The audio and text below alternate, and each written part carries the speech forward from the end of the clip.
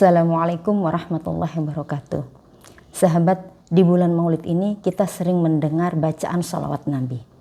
Dari bacaan sholawat Nabi tersebut kita berharap mendapatkan syafaat. Sahabat, dalam Al-Quran kata syafaat disebut 31 kali.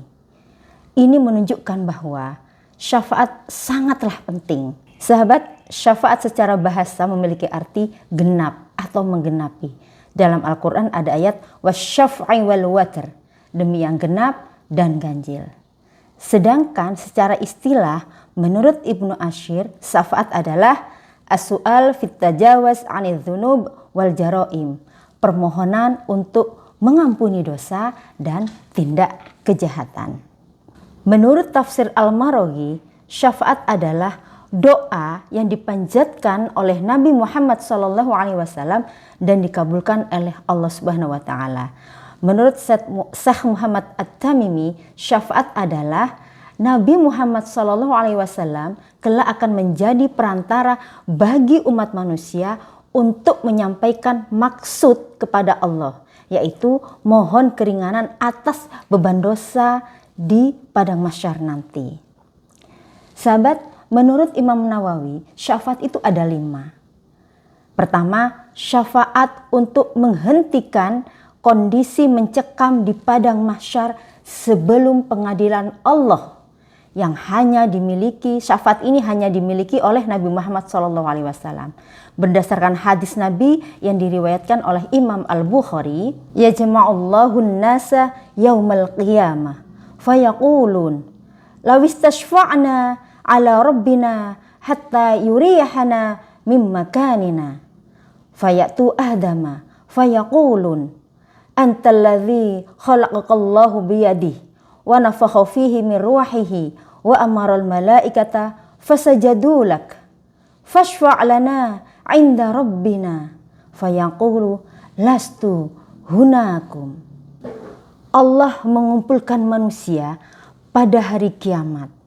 Lalu mereka berkata, kita minta syafaat kepada Tuhan, kepada Allah, supaya kita dipindahkan dari tempat kita ini yang gak nyaman ini. Mereka pun mendatangi Nabi Adam seraya berkata, wahai Adam, engkau adalah orang yang diciptakan Allah dengan tangannya. Allah juga memerintahkan para malaikat bersujud kepadamu, dan malaikat pun sujud kepadamu. Maka mohonkan pada Allah, ya Adam, syafaat untuk kami. Adam menjawab, aku tidak berwenang untuk itu. Kemudian Nabi Adam menyebutkan dosa-dosanya, lalu berkata, datangin Nuh, dia adalah Rasul pertama yang diutus oleh Allah. Mereka pun mendatangi Nuh. Lalu Nabi Nuh berkata, aku tidak berwenang memberikan syafaat. Lalu Nabi Nuh menyebutkan dosa-dosanya dan berkata, datangi Ibrahim yang telah dijadikan kekasih oleh Allah. Mereka pun mendatangi Nabi Ibrahim. Lalu Nabi Ibrahim berkata, aku tidak berwenang memohonkan syafaat. Kemudian Ibrahim menyebutkan dosa-dosanya dan berkata, temui Musa yang pernah diajak bicara oleh Allah. Mereka pun menemui Nabi Musa. Lalu Nabi Musa berkata, aku tidak berwenang untuk itu. Lalu Nabi Musa menyebutkan dosa-dosanya dan berkata, temui Isa. Mereka pun menemui Nabi Isa. Lalu Nabi Isa juga berkata, aku tidak berwenang memintakan syafaat. Temui Muhammad yang telah diampuni dosa-dosanya yang telah lalu dan yang akan datang. Mereka kemudian mendatangiku, kata sabda Nabi Muhammad. Lalu aku memohon izin untuk menghadap Tuhanku. Dan ketika aku melihat Allah, aku langsung tersungkur sujud. Kemudian Allah berkata kepadaku, angkat kepalamu hai Muhammad, mintalah, engkau pasti akan aku beri. Berkatalah, engkau pasti didengar. Syafaatilah, syafaatmu pasti diterima. Aku kemudian mengangkat kepalaku, lalu memuji kepada Tuhanku dengan pujian yang diajarkan kepadaku. Kemudian aku memberikan syafaat. Aku mengeluarkan mereka dari neraka dan aku memasukkan mereka ke dalam surga. Selanjutnya aku kembali bersujud untuk yang ketiga sampai ke 4 kali. Sehingga tidak ada lagi yang tersisa di neraka kecuali yang ditahan oleh Al-Quran, yaitu mereka yang kekal di neraka. Hadis riwayat Sahih Al-Bukhari. Sahabat, jenis syafaat kedua yaitu untuk memasukkan ahli surga tanpa hisab. Syafaat ini juga hanya dimiliki oleh Nabi Muhammad SAW. Beliau melakukannya setelah memohon izin kepada Allah. Imam At-Tirmidzi meriwayatkan dari Abu Hurairah, "Ana sayyidun nasi yaumal qiyamah. Yuqalu, ya Muhammad, irfa' ra'sak, tu'ta, washfa' tushaffa', warfa' ra'si fa'akulu, ya Rabbi ummati, ya Rabbi ummati, ya Rabbi ummati."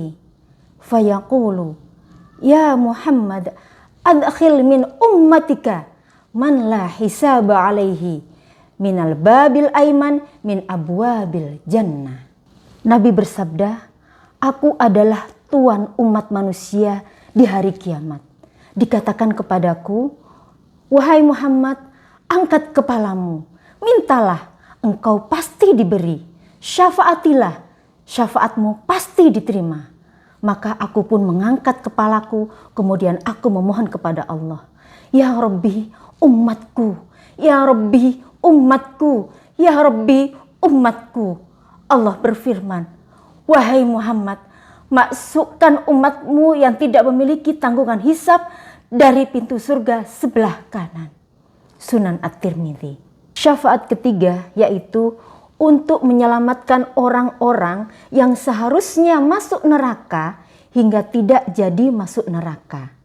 Diriwayatkan dari Abu Hurairah, yajma'ullahu tabaraka wa ta'ala an-nasa wa nabiyyukum qa'imun 'alas sirat yaqulu rabbi sallim sallim.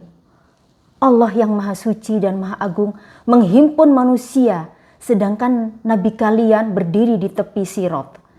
Seraya bersabda, ya Allah, selamatkan, selamatkan. Jenis syafaat keempat yaitu mengeluarkan para pendosa, mungkin kita ya sahabat ya, dari dalam neraka. Syafaat ini selain dimiliki oleh Nabi Muhammad, juga dimiliki oleh nabi-nabi lain, para malaikat, bahkan orang mukmin. Nabi bersabda, yahmalun nasu 'ala sirat yaumal qiyamah. Pada hari kiamat kelak, manusia digiring di atas sirat. Lalu tepi sirat menghimpit manusia hingga berdesak-desakan bagaikan kupu-kupu yang berdesakan di atas api. Kemudian Allah menyelamatkan siapa saja yang Dia kehendaki karena rahmat-Nya.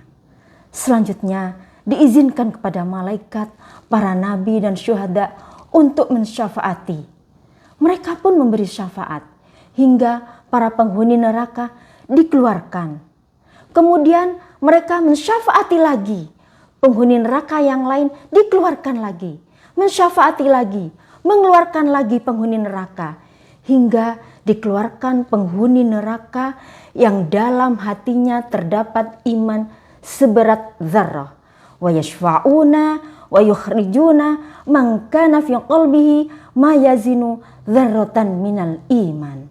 Jenis syafaat kelima adalah untuk mengangkat derajat penghuni surga. Nabi bersabda, ana awalun nasi yashfa'u fil jannah wa ana aktsarul anbiya'i taba'an. Aku adalah orang pertama yang memberi syafaat di surga, dan aku adalah nabi yang paling banyak pengikutnya di surga. Sahabat ummahat, sejatinya pemilik syafaat adalah Allah Subhanahu wa taala. Al-Qur'an menjelaskan, qulillahu syafa'atu jami'a. Katakanlah wahai Muhammad, hanya milik Allah pertolongan. Semua pertolongan, semua syafaat itu milik Allah. Namun Allah memberi izin kepada orang-orang tertentu untuk memberikan syafaat.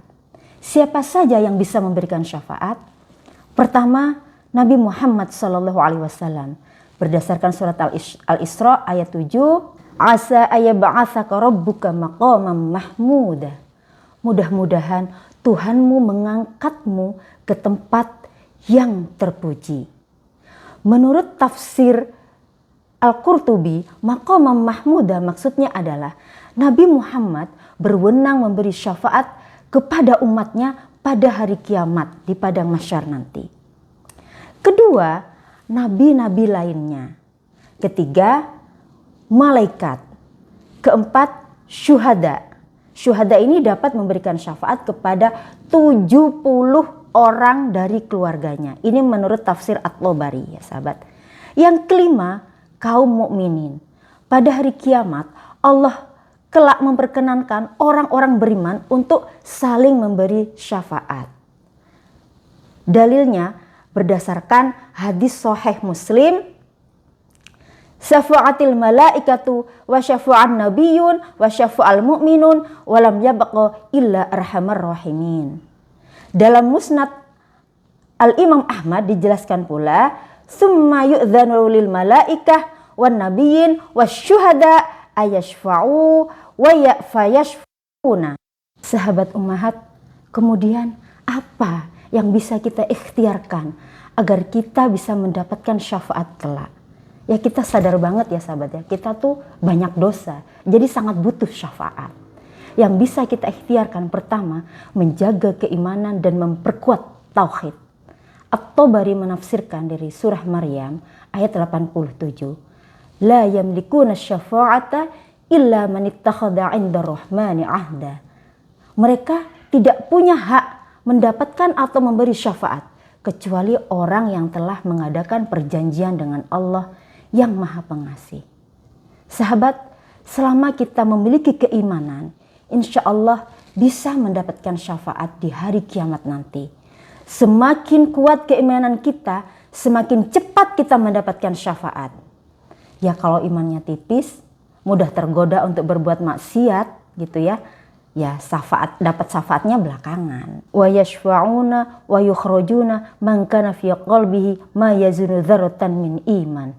Hingga dikeluarkan penghuni neraka yang dalam hatinya terdapat iman seberat zarah.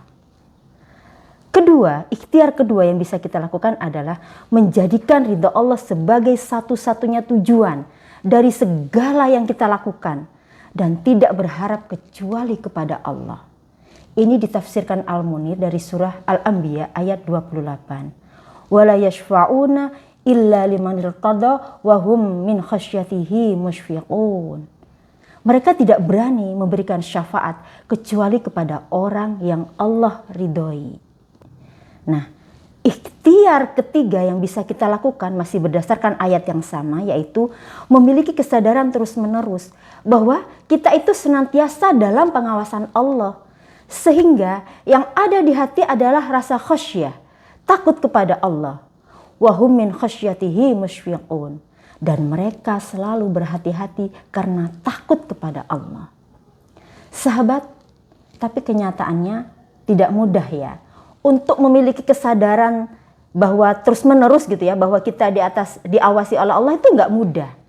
Kenyataannya kita sering lupa terhadap pengawasan Allah. Buktinya ya sahabat ya, masih sering gibah, buang-buang waktu untuk scroll-scroll medsos yang tidak ada nilai ibadahnya. Dan masih banyak lagi kelalaian kita. Sahabat, untuk menjaga kesadaran kita terus-menerus bahwa kita nih selalu diawasi loh oleh Allah. Gitu ya. Setiap detik tanpa terlewat, sahabat bisa menghafalkan dan sering-sering membaca surah Qaf ayat 16 sampai 18. A'udzubillahi minasyaitonirrajim. Wa laqad khalaqnal insana wa na'lamu ma tuwaswisu bihi nafsuh wa nahnu aqrabu ilaihi min hablil warid idh yatalaqqal mutalaqqiyani 'anil yamini wa 'anil shimali qa'id ma yalfidhu min qawlin illa ladaihi raqibun 'atid. Sungguh kami benar-benar telah menciptakan manusia dan mengetahui apa yang dibisikkan dalam dirinya, dalam hatinya Allah tahu. Kami lebih dekat kepadanya daripada urat lehernya.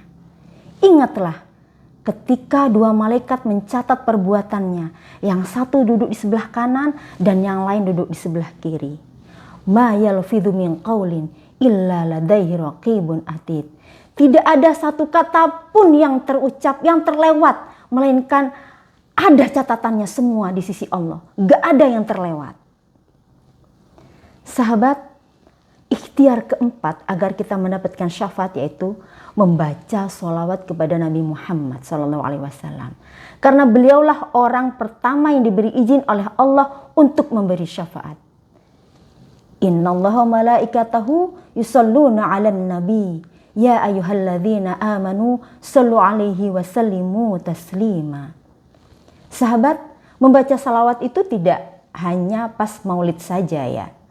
Tapi setiap saat, setiap kita ada kesempatan dan bisa membaca salawat, kita baca salawat.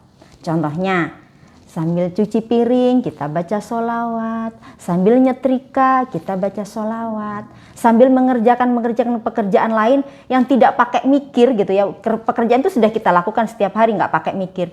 Kita bisa kok sambil membaca sholawat dengan harapan kita nanti mendapat syafaat dari Nabi. Ikhtiar kelima agar kita mendapatkan syafaat di akhirat kelak yaitu membaca doa pagi dan sore.